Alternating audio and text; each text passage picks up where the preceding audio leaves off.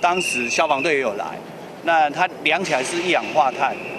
那我们初步判断就不是污水管线，所以我们把营运中心、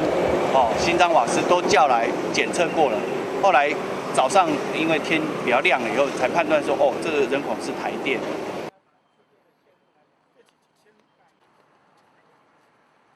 即摆请台电这积极一定要查明原因。目前是没有后续这个安全的问题但是就是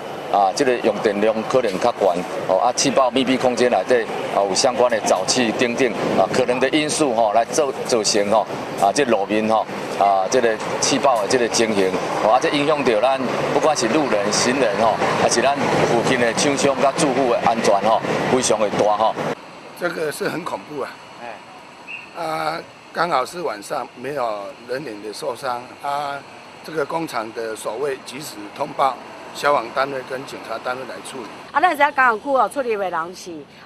这尔啊侪车人拢足侪咱知讲，如果这若是伫血时那真的车辆人员的损失一定会很惨重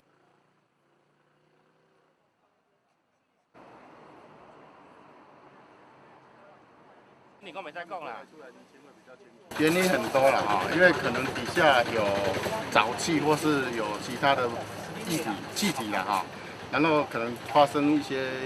故障，然后电器碰到可燃气体，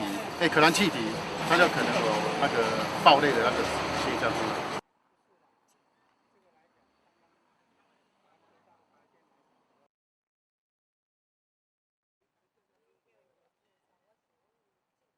它会不会因为昨天可能假日的时候，它使用的电量比较